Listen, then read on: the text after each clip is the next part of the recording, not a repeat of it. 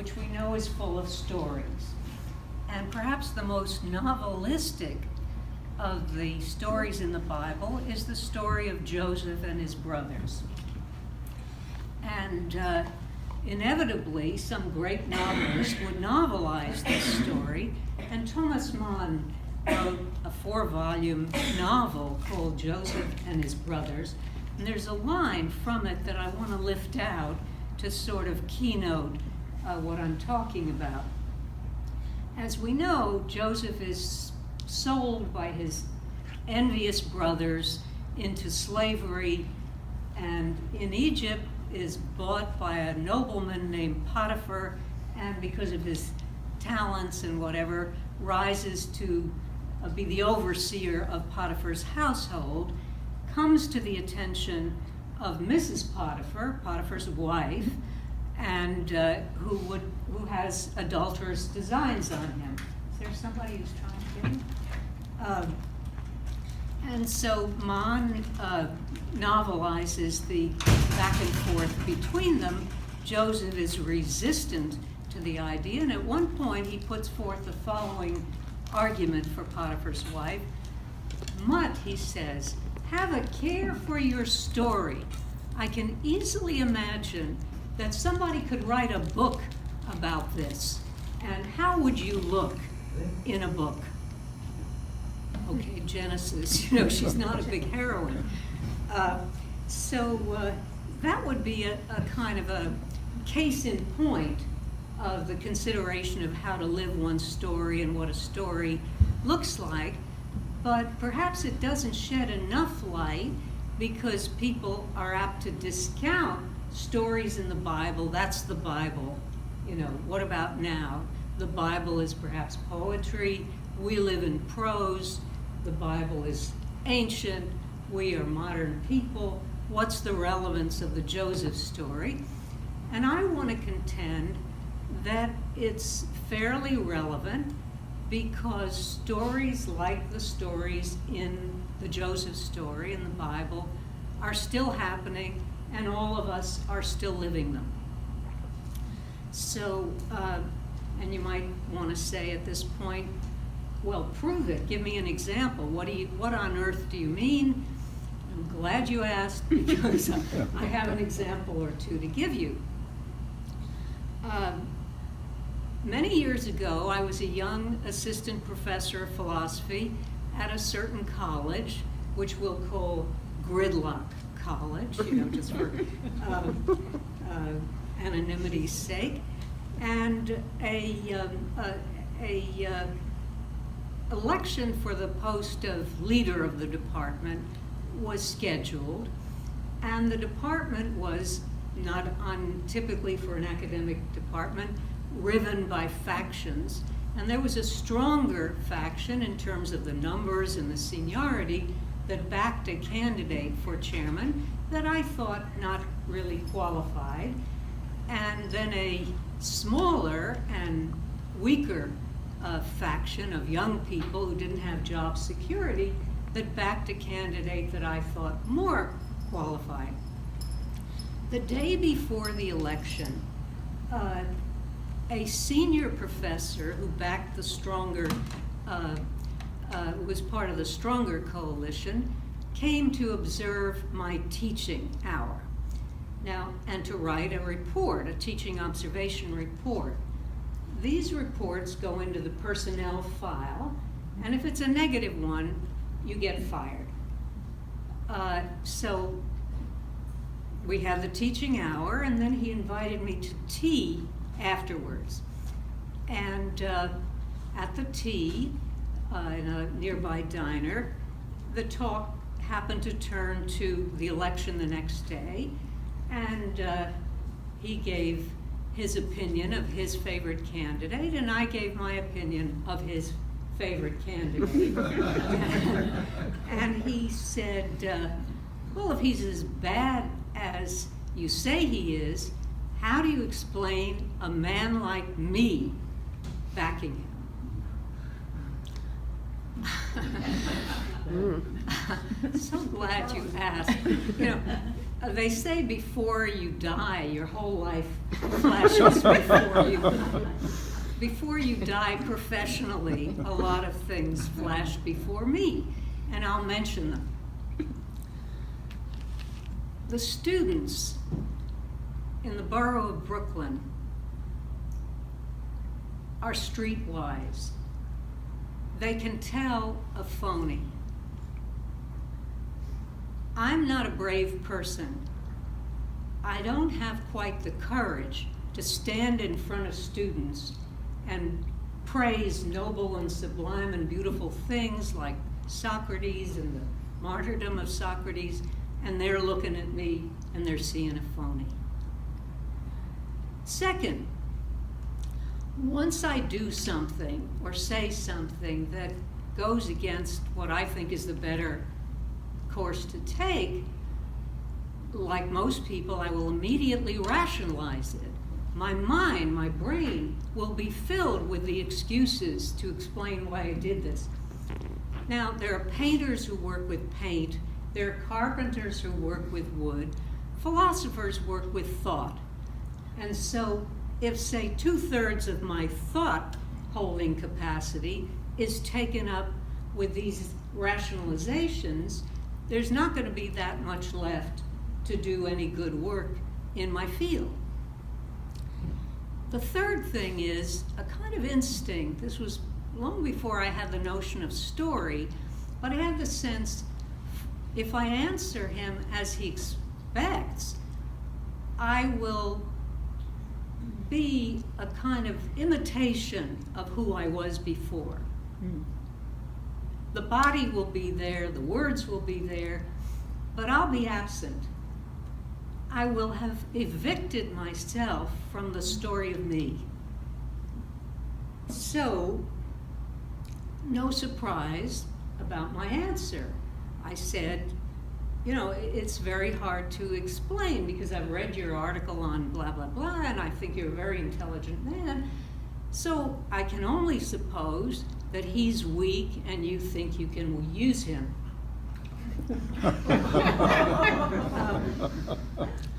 The next 6 years ensued in the following way. I was fired at the first opportunity.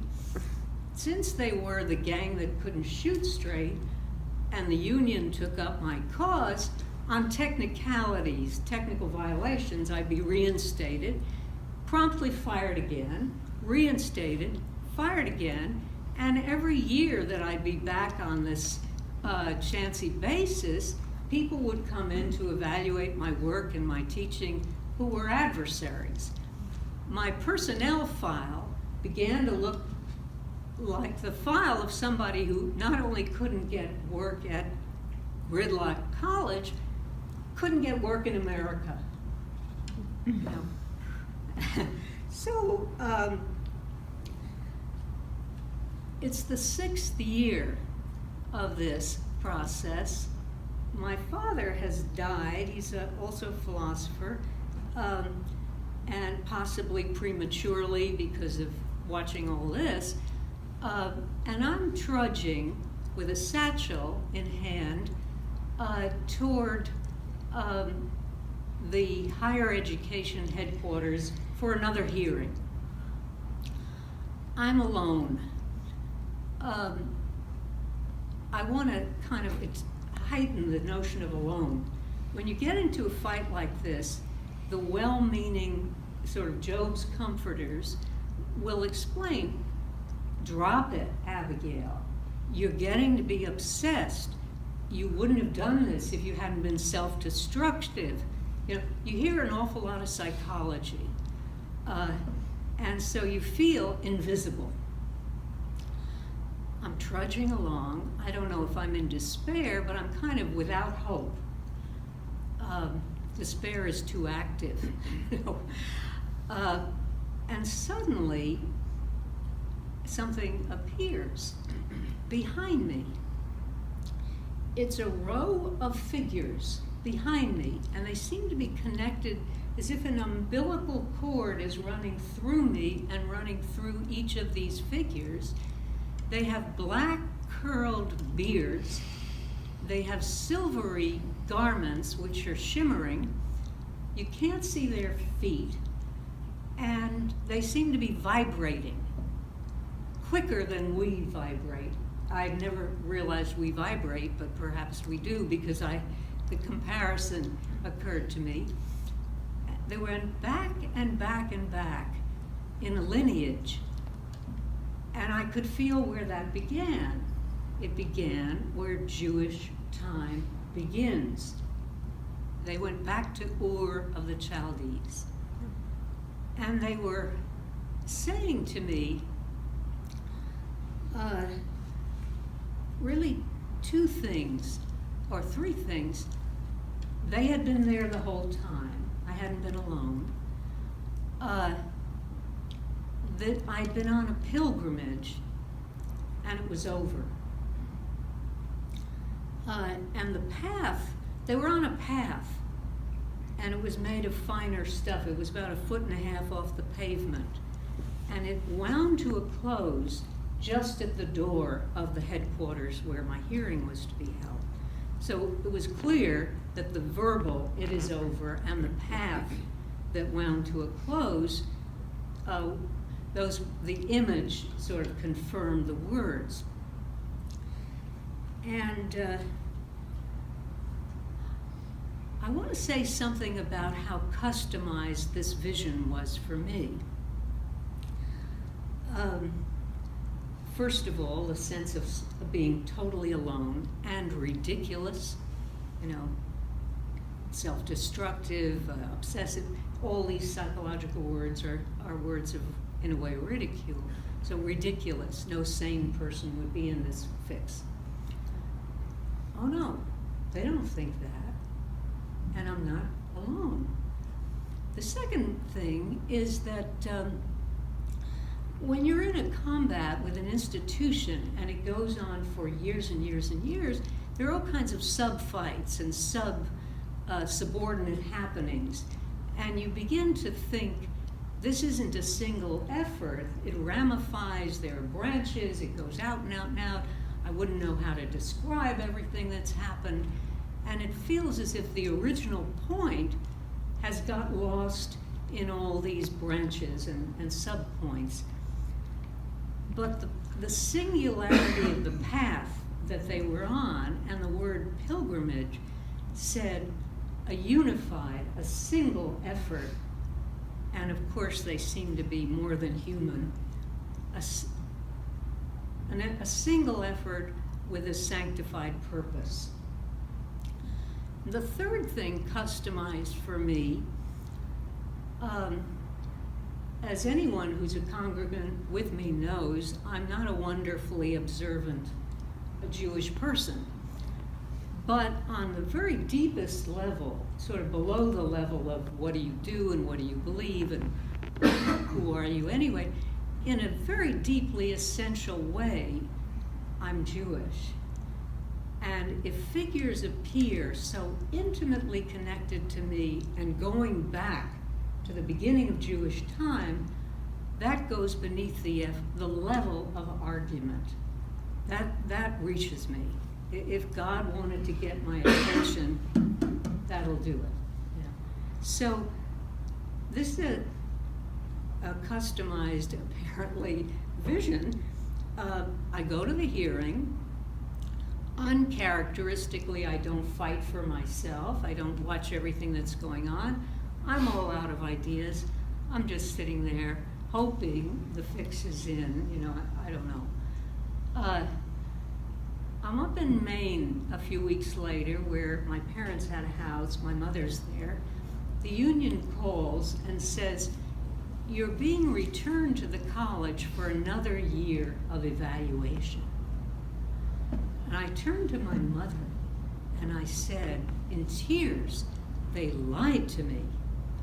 And I didn't mean the board, I didn't mean the union, I didn't mean my adversary, I meant those figures. They lied to me, it wasn't over. So I go back to the college. There's another year of this nightmare of teaching observation reports. Nobody's asking me to tea anymore. And at the end of it, the following June, the union calls again. You've been reinstated with tenure, that means job security, retroactive to the previous June. At that point, I used for the first time the word miracle, because I'll just read what I've written here.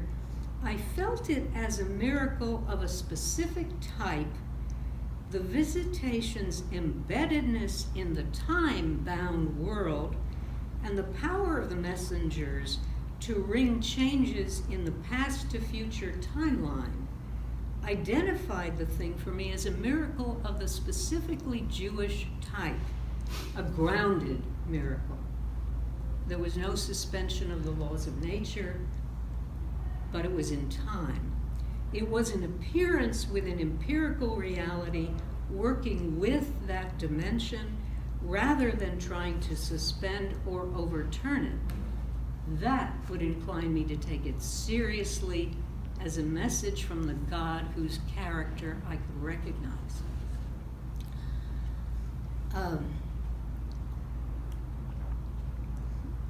To the oldest friend I have, I gave a report of what had happened, and she had some of the lore of the shtetl in her background, the Jewish village in the old country, and I described the physical appearance of these figures, and she said, angels, they were angels. And I said, I thought angels were blonde and had wings. She said, not Jewish angels.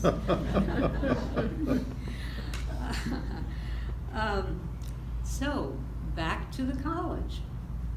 You see what I've got here?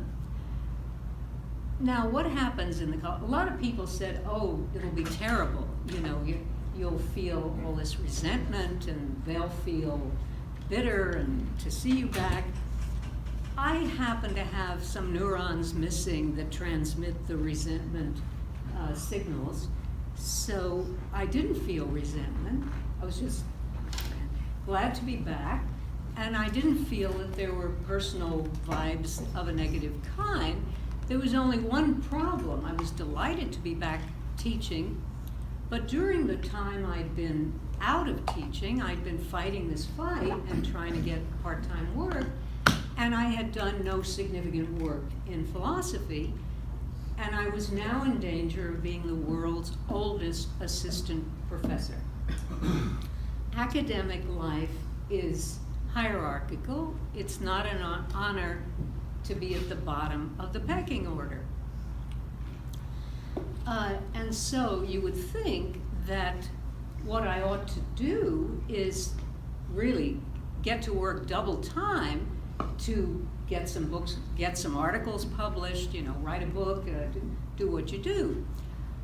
I did not do that because my philosopher father, when he died, had left a manuscript unpublished on two 17th century philosophers, Thomas Hobbes and Baruch Spinoza. And I felt it was my primary obligation to attend to that manuscript, even if it put the effort to get promoted even further back. Once again, Job's comforters step up. Life is for the living, you know. Get over your father fixation. You know, that's not healthy. Healthy is, you know, what's good for you. Do what's good for you. Nobody goes for filial piety anymore. That's so yesterday. I'll just quote something here. My father had been one of the few interesting, truthful, and original men I had known in my life. His unspoken expectation that I would edit his final work and get it published had for me the force of a deathbed promise. My honor was bound up in it, and for that reason, I asked to teach modern philosophy, which starts with these 17th century figures, whenever it was offered by the department. the scene now shifts. The department every year gave an annual lecture. It was the high point of the academic year, and colleagues from other departments were invited, people from the great public were invited. It was our major event. It was the annual lecture, and we always invited a distinguished speaker. This year we had invited a distinguished British philosopher who had written a book on Spinoza. The Study of Spinoza's Ethics was the name of the book.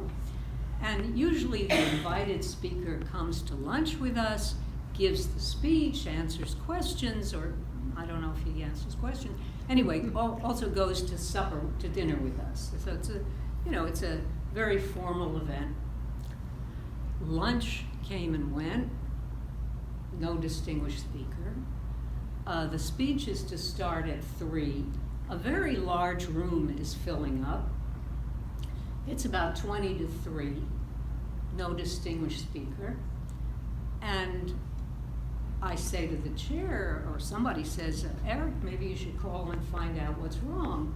Maybe he's stuck in traffic, who knows? I hear a scream. Eric, the chair, is not given to screaming. What's wrong, Eric? He never left. He thought the lecture was scheduled for tomorrow.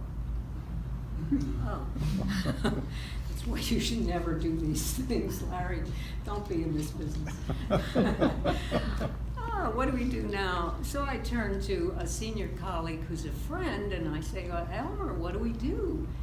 And Elmer, in his Midwestern accent, says, Eric goes up to the mic, steps on the stage, and says, the speaker is not here. He thought the lecture was tomorrow. Now you should all go home. I thought that's a good idea. The provost happened to overhear this. Now, if you're old enough to remember Mae West and Ethel Merman, figure a woman who combines those qualities. The provost is a very forceful lady. Nobody crosses Ethel. And she comes over and she says, surely someone in the department can say something about Spinoza. And I'm thinking, well, I know someone who could, but she doesn't want to.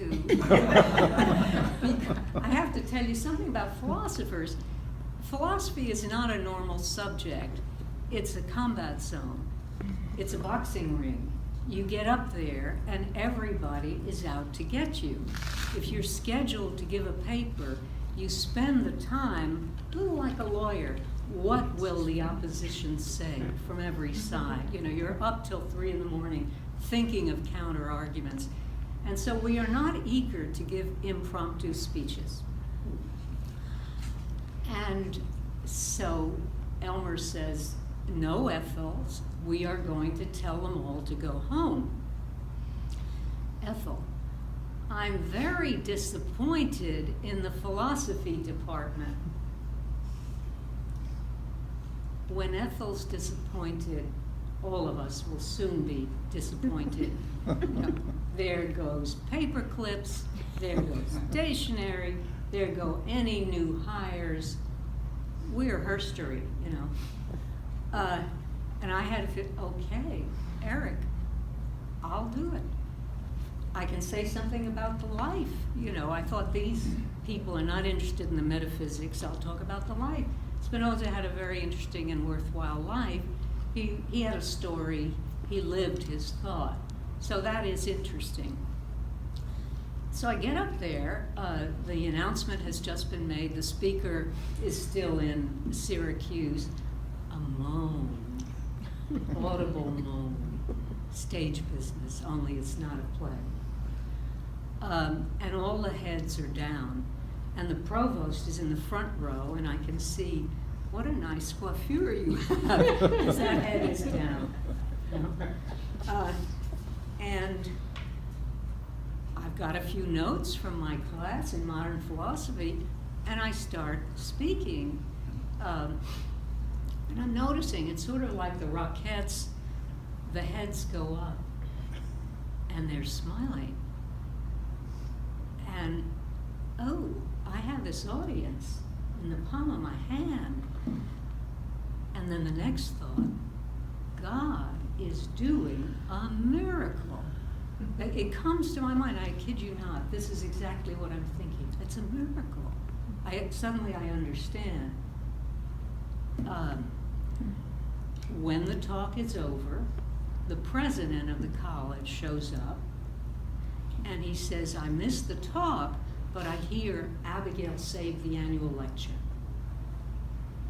And then he says to his seconds in command, write Abigail a letter with copies to me, telling what happened at this lecture. And he pats his vest, his expensive vest. It's service to the college. The promotion goes through the next year.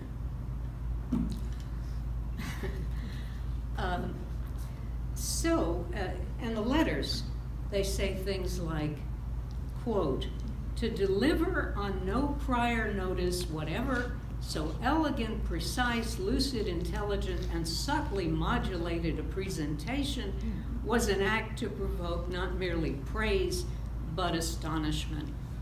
Okay.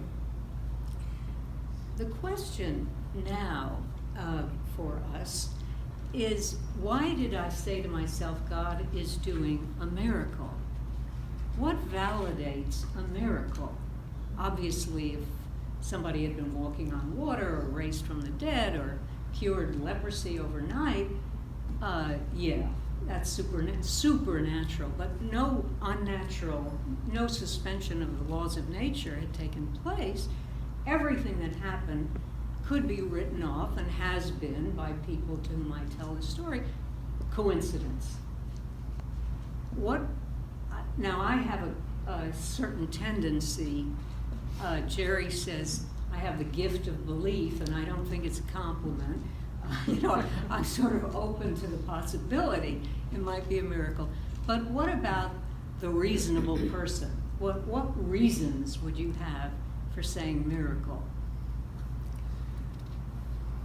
Let me go back to the Bible for a minute.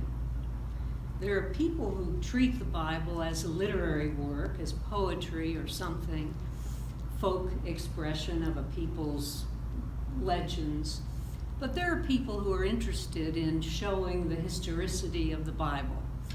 And that dispute is still open, it's not closed, but there's evidence that at least some incidents in the Bible could be traced to evidence of an empirical kind that is established archaeologically or philologically or in some way that is makes it reasonable to think something like this happened. But nothing can say that God was present in any of the Bible stories.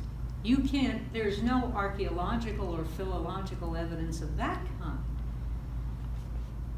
Now, the historicity of what happened, a lot of people witnessed, not the vision of the Jewish angels, but what happened at the annual lecture was not something that would have to be dug up by a researcher. So that's not what we're talking about. But what makes me think there's a God who's doing this? So it's not just an accident. What would be a reasonable argument for the conclusion that a God was behind these things? Can't you find a chair? Okay. Nice to see you. Right, You'll have to imagine what happened before. But I know you're up to the task.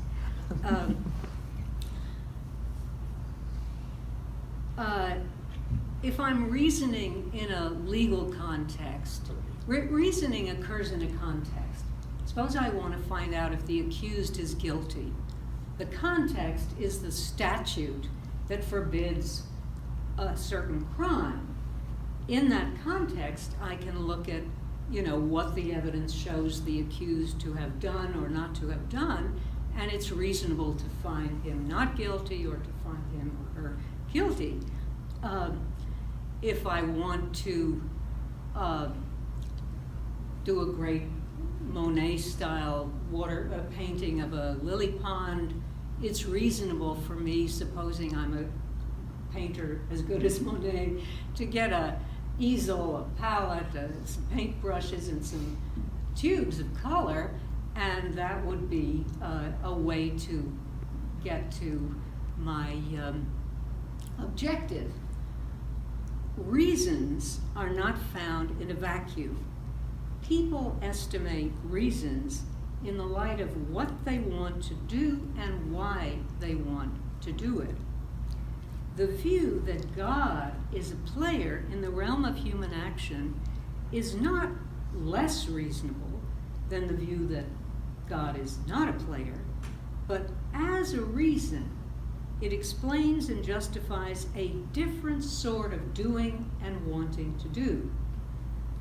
So, as I think back over these experiences at Gridlock College, I can discern 4 relevant ways of life, ways of doing and wanting to do. The first 3 would be warranted if you assume God doesn't exist. They'd be reasonable.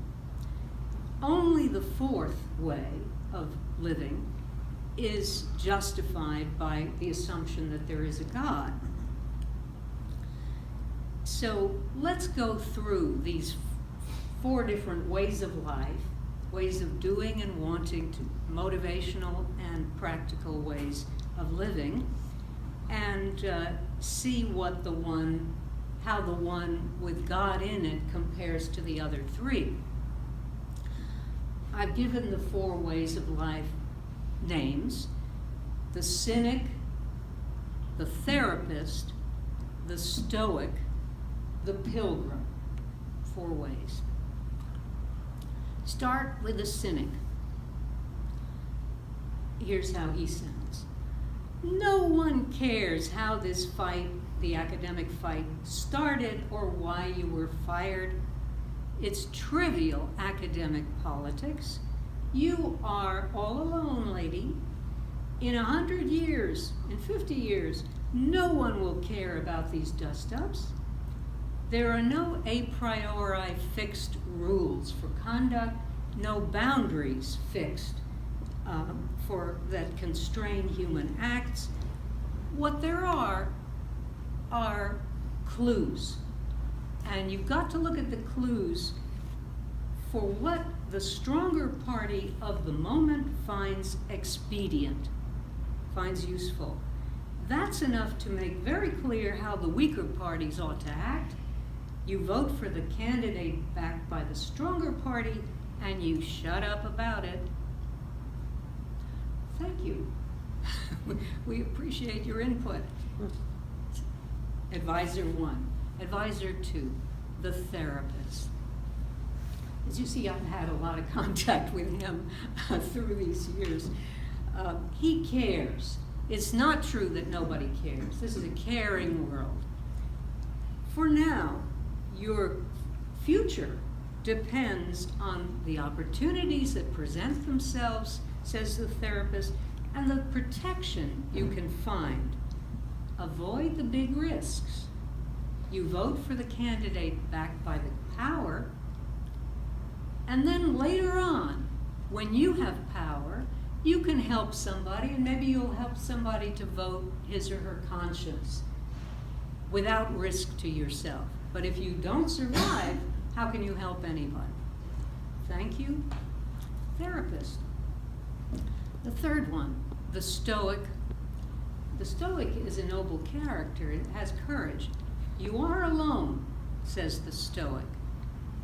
You don't have to please others. You have to live with yourself.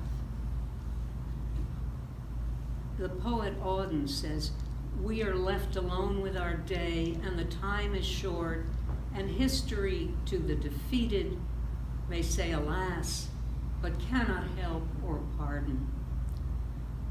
Says the Stoic, the decent players are usually outnumbered, outmaneuvered, outraged, ambushed. Your conscience says vote no. Vote no. There will be reprisals, that's inevitable. Fight. As long as you can, be prepared to lose, early or late. The good guys lose. Those are the probabilities. When I won, I was called by the former chair of the Princeton Philosophy Department. That's as prestigious a philosophy department as you get. And he said, I hear you won. To tell you the truth, I never thought you would. The probabilities are against it. There's a fourth advisor whom I call the pilgrim. The pilgrim, I guess he orchestrates the pilgrimages. He's got a different view of reality. For the pilgrim, God is not just nature or energy or something like that. He's not the big ocean into which the drops, which look like individuals, melt finally in Samadhi and Advaita Vedanta and all these systems of a mystical type. God is more like the God in Hebrew scripture. He's distant from the created world and from us, and the distance facilitates visibility. If you're ocean or if you're energy, there's no need to see. You simply are, and you meld into whatever else is. But if there's this distance, it creates visibility. It allows visibility. So you are visible. If you're visible, then what happens to you is visible. And the witness to it, the divine witness, is watching a story unfold, because that's real. You're real. The things you engage in and that challenge you really are there. I was visible to the senior colleague who took me to tea. I was visible to my students in Brooklyn. And according to the pilgrim, I was and am visible to the divine witness. So in that worldview, it's not just pushing and pulling, it's seeing and being seen. And there are obligations that come with that visibility.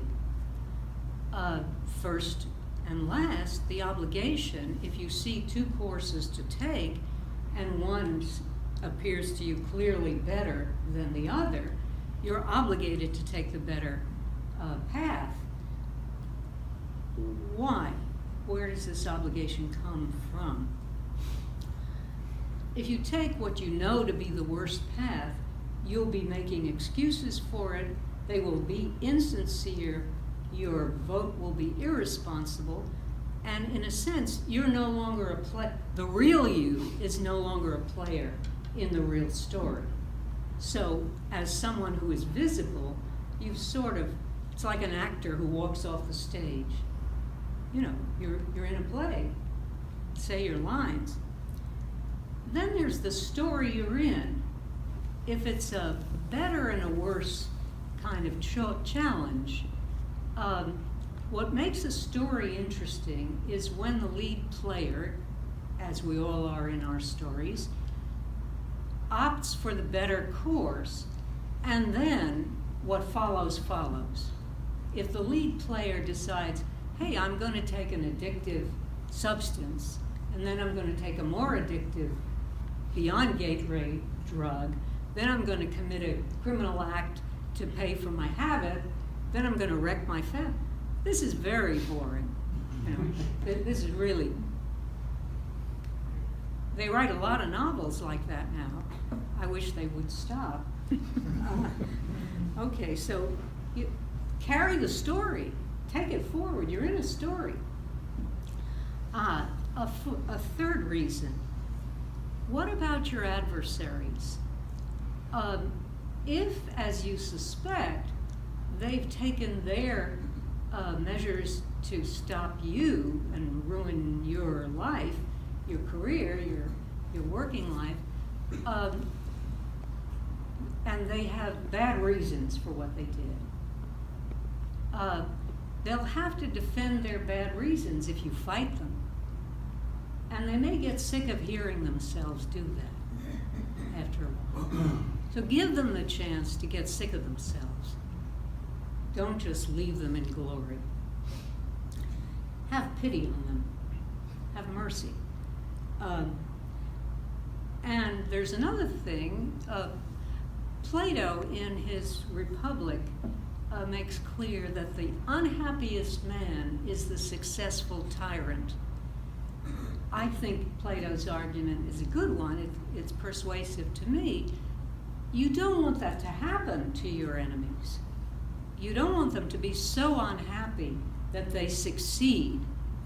That miserable fate, Chairman Mao, Comrade Stalin, Der Fuhrer, not happy. These are not good lives. If possible, you want to help them not get all the way to the top of the tyrant's pathway. So you want to be kind to your enemies. And there's somebody else you ought to consider, and that's the bystanders. At one point in my 7-year fight, I said to my mother, "Mother, I want to die." And she said, "Let's have lunch first." She was. And so I laid out what my combat looked like on that day.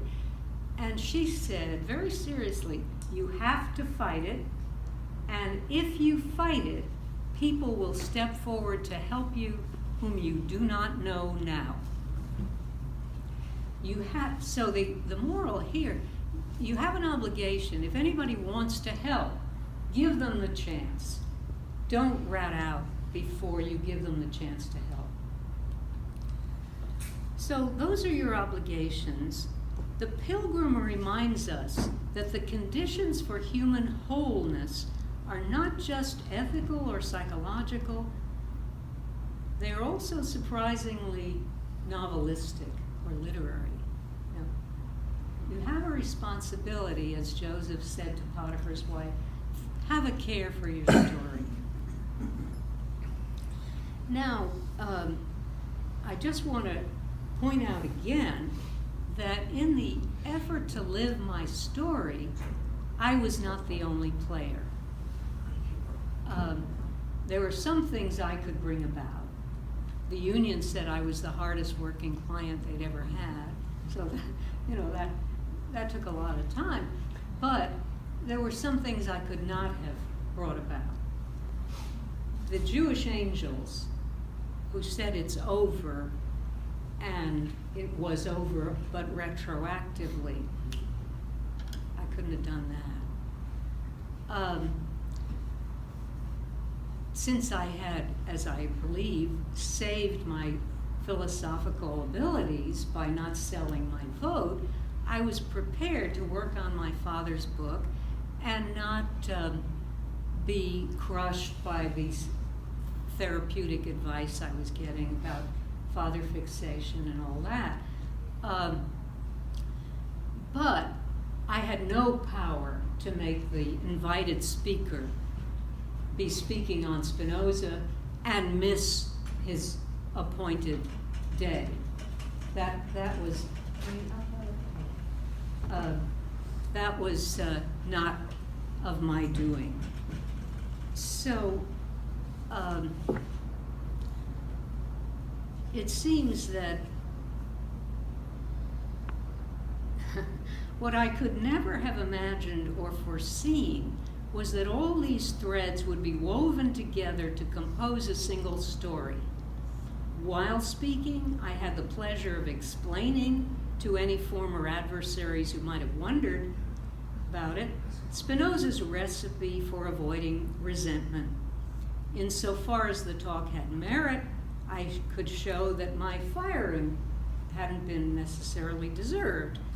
A student said to me afterwards, one of my students, when you talked about Spinoza, it was like you were talking about your brother.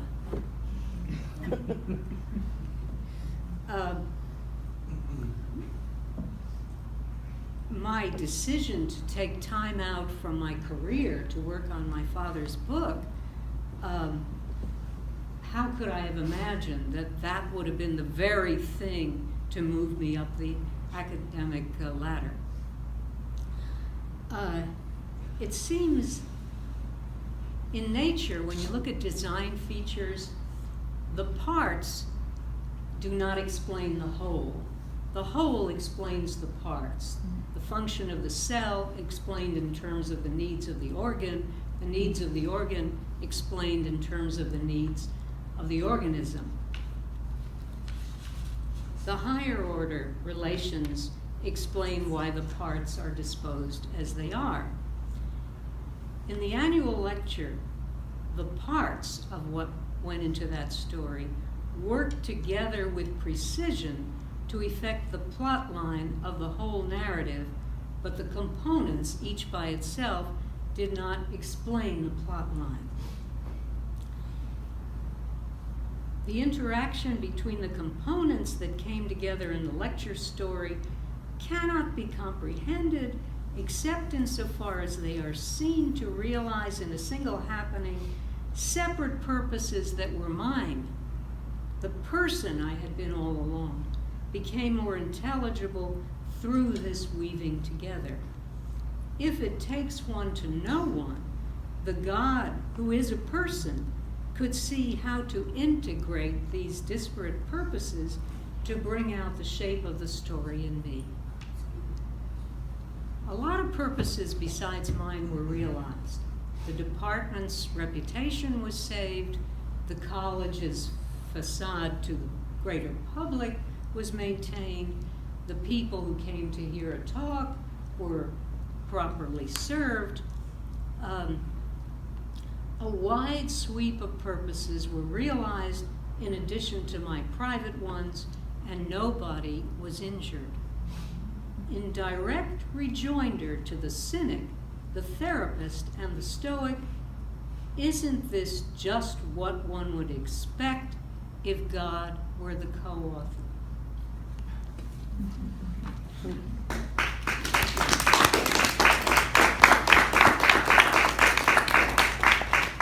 So if there are any questions, feel free to raise them. Let me just note that our speaker's latest book, A Good Look at Evil, is available at a discounted price here this afternoon. Please go ahead and raise whatever questions you may have for our speaker. Okay, so we're talking about a philosophical point of view of God. We got a different idea about what it means. But we in a Jewish institution, we're Jews. You feel for some time in your life you're Jewish. I didn't not feel it, but I understand. But okay, can you explain to me what philosopher you of Jews? Why Jews persecuted for 1,000 years? Jews hated right now all around. Why? Maybe God encouraged to do it, or a different way to do it? How we can explain this? Walter, thank you very much for that question. I think it's a deep one, and like you, I've reflected a lot about it. There's a book forthcoming called Blaming the Jews, The Persistence of a Delusion by a British analytic philosopher named Bernard Harrison, in which a as yet unpublished manuscript by me is cited, and I think there are explanations that would satisfy a philosopher, but we'll have to go into them when we have time. Yes. Isn't there a surface irony in the miracle scenario you've described, that given the fact that Spinoza, who was in the religious community's eyes of his time an apostate, and was effectively excommunicated from the Jewish community, that this miracle occurred for the purpose of your elucidating his life and perhaps his thought as well. Seems like there's at least a surface irony there. Yeah, beautifully asked, and the answer is yes. I mean, he didn't deny the possibility of divinity, but he simply defined it other than the religious orthodoxy of his time would have had it. Yeah, when I taught Spinoza, I would sometimes say, and it was not entirely a joke, Spinoza describes God as having infinitely many infinite attributes, only two of which are discernible to us empirically. And I would add, and my favorite one of the infinite attributes is God as the God of Israel. It had to be a bit of a, yes, it was ironical. Within the story of the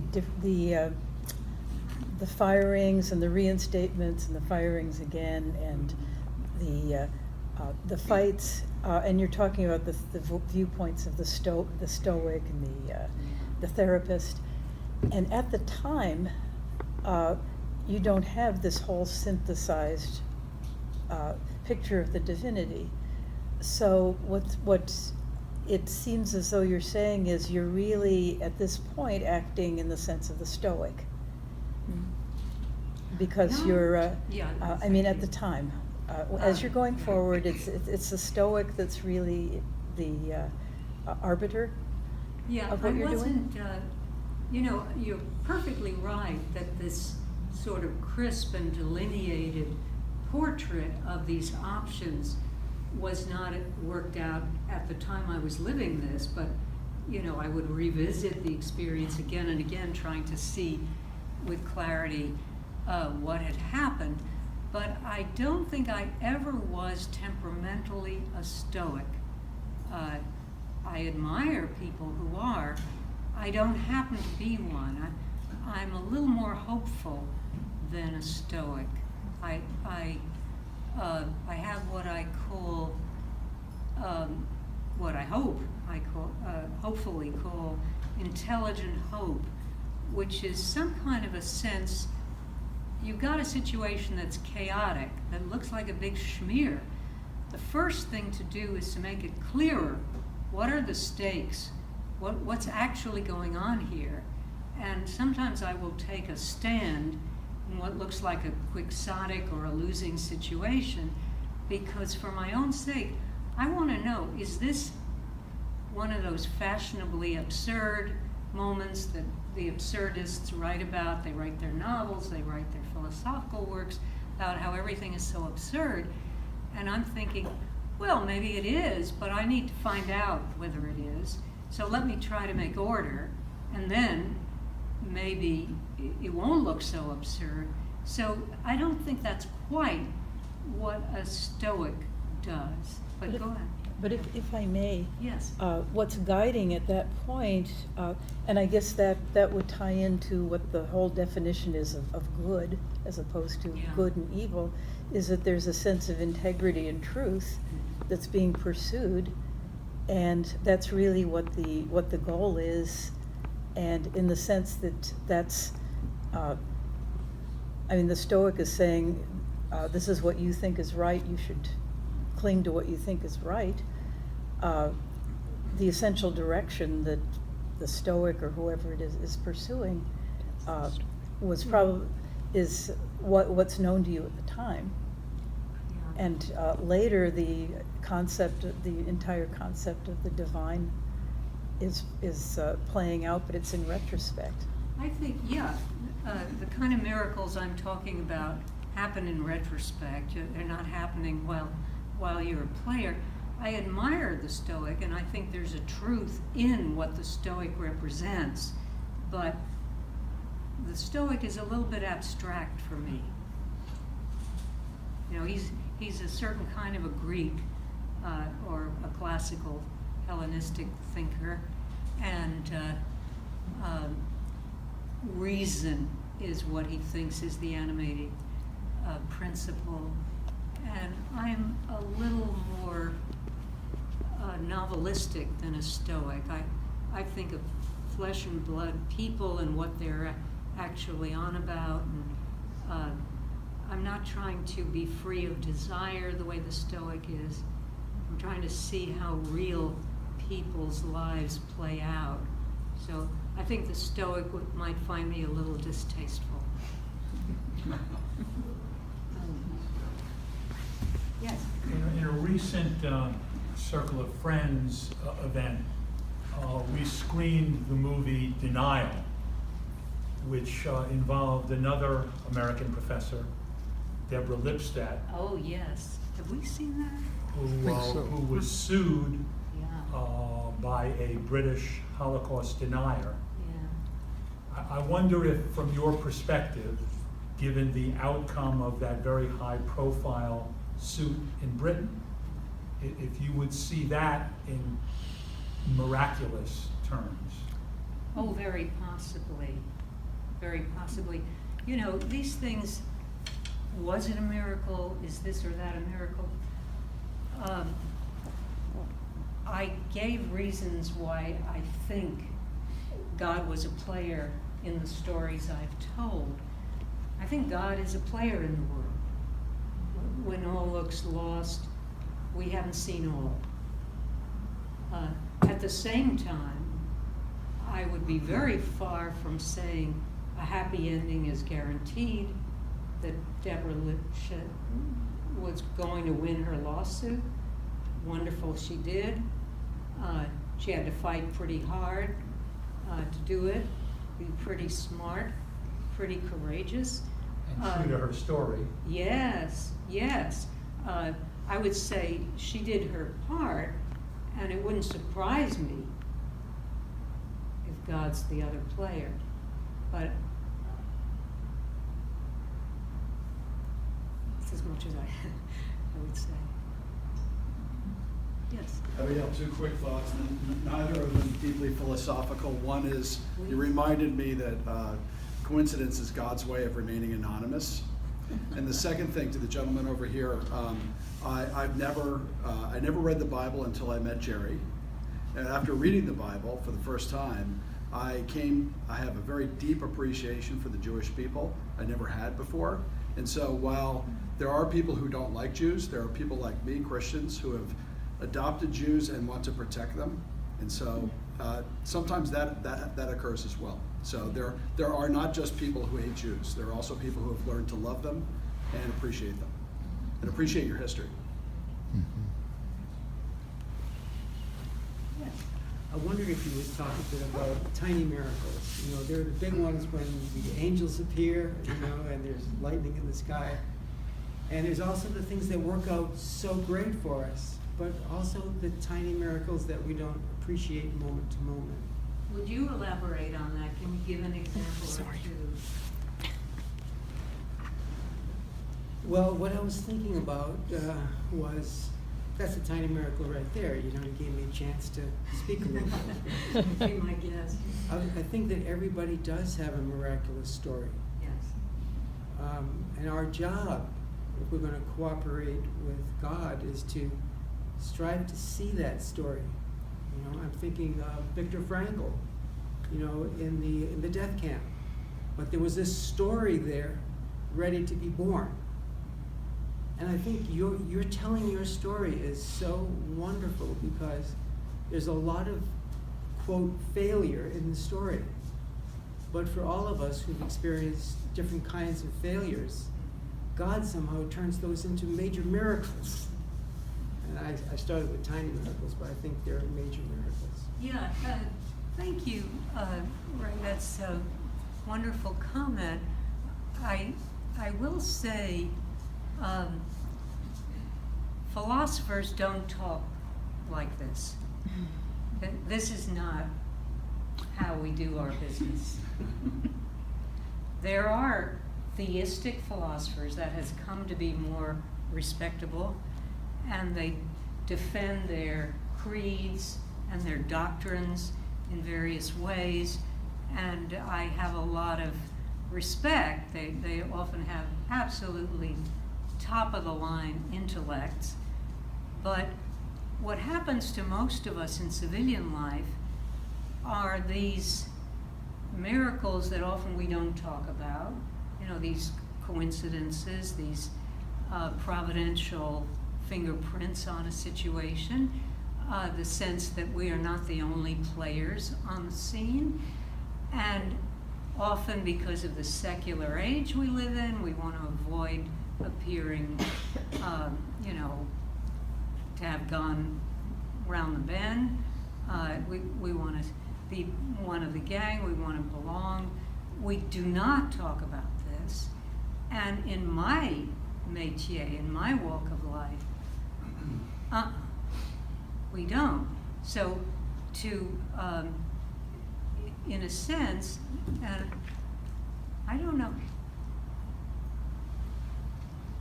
Yeah, this chapter from which I've drawn this paper was originally an article, and I sent it to all the relevant philosophical journals, and I had back a sheaf of rejection letters that I really would have liked to frame, because they said things like, a little bit making a joke of it, but the gist of it seemed to be, I hope God won't strike me dead for turning this article down, but, it just doesn't fit our needs this month, or something like that. And they would convey to me that they believed me, but this isn't what we call philosophy. This isn't how we do the thing. And finally, it occurred to me as I was reprinting A Good Look at Evil, and I already had another long chapter, which was too long to submit as an article. I think Jerry and I over breakfast thought, well, make it, part 4 of the book. And so, and of course it makes the book better, so I have to thank all these, wonderful editors who rejected this essay. You were doing God's work, fellas. Yes. In my own country, I didn't believe in God because I was not allowed to believe in God. So Soviet Union. the fact that I'm here now is a miracle. But my question is about reason and coincidence. We had an argument with our son, who is 50 now. He is a libertarian, a Jew, of course, brought from the old country, believing nothing. And here, he participated in Jewish life like an obligation. How do you think, is it possible maybe? I don't think it is, but everybody says, you just wait, you just wait. I'm waiting. How to convince people who don't believe in miracles, they consider them coincidences? Yeah. Well, behind the disbelief is a worldview. At least that's what I've argued here. You either think everything's an accident, or you think maybe there's human compassion, but you have to protect yourself and be compassionate toward yourself, and so don't buck the tide, don't oppose more powerful forces. Or you think, yes, conscience has a place in the world, but if you act your conscience, you'll be destroyed, but do it anyway, Dafka. How one moves from one worldview to the next, I think, is the question behind your question. It's very hard to say. It's a fascinating question. I myself have moved from one worldview to the next, and it's possible that many people here have. And what tips it? When a scientific hypothesis is overthrown by one experiment, it's deceptively clear why it's been refuted, but actually there have been a number of anomalies. So the question is, why did that one experiment tip the balance so that we now are no longer Newtonians, we're Einsteinians, or whatever we now are? Something similar for us. You can have a lot of evidences for a worldview you don't hold, and then one thing can tip it. And what that one thing is for one person or another is very hard to predict. Yeah. You know, Abigail, my long life experience showed me or proved me that even in the old country, I just had this experience.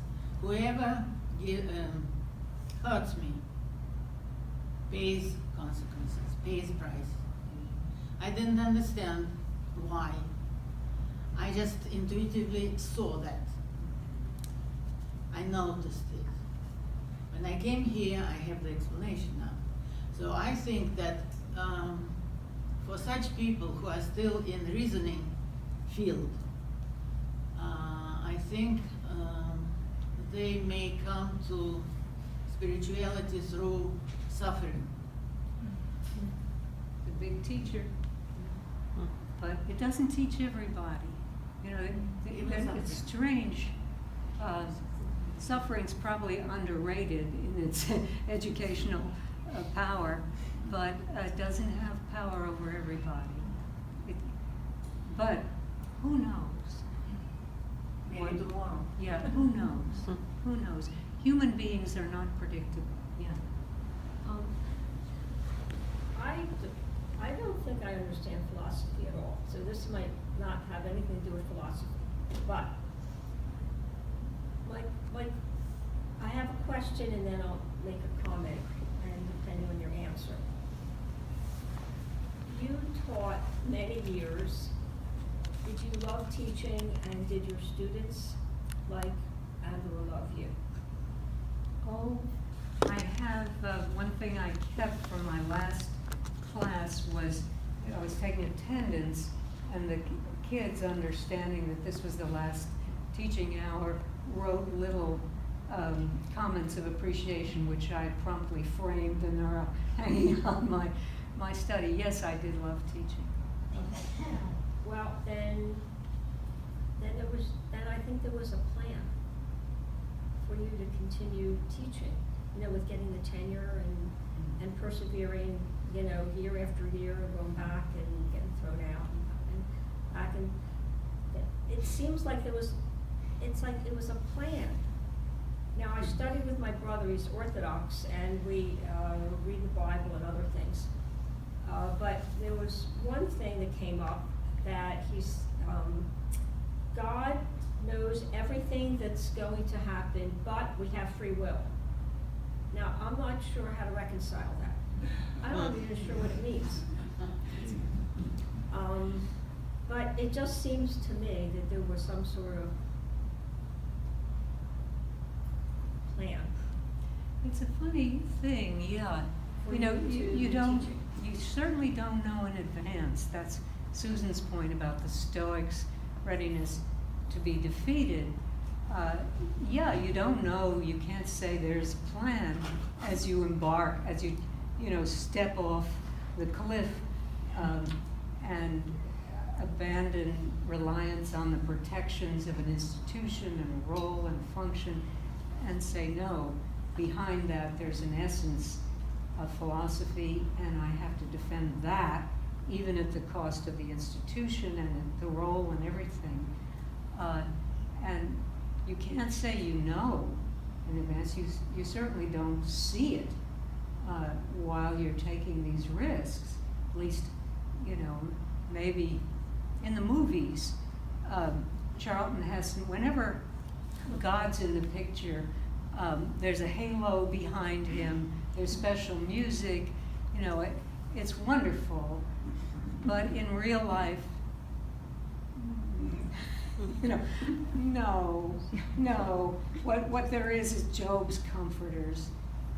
you stupid, silly, self-destructive, short-sighted, naive person, don't you know how the world works? That's what, instead of that music and that halo, that's what you hear. And you certainly don't discern a plan. You just, I can't, well, the reasons I gave why, in the case where I answered my colleague as I not so tactfully did, that's why. That's all I knew then. Okay, one more question about reason. Well, committee, overall. I just wanted to make a comment, Abigail. I'm a friend of Abigail's, and like this gentleman here, I'm not Jewish, but I love the God of the Bible and the God of Israel. And I just want to say that your description of a pilgrim is beautiful. And I see every story in the Bible led by pilgrims, of people who believe in this God and go through really hard things and somehow have hope that even though things are going to be difficult, that there's a purpose. And your story and your life, to be honest, Abigail, knowing you, you're a pilgrim in my life. And I appreciate your story, and I thank you for sharing it. Thanks so much, Tara. Yeah, I think people think hope is somehow unintelligent and unsophisticated and not modern, not postmodern. I think despair warrants more of that sort of disparagement, even though sometimes it can wash over one and one can feel almost helpless to set it back. But since you don't know how this story is going to play out, despair seems premature,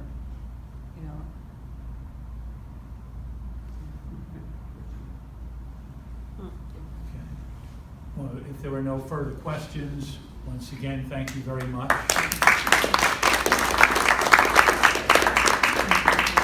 And remember, the book is available.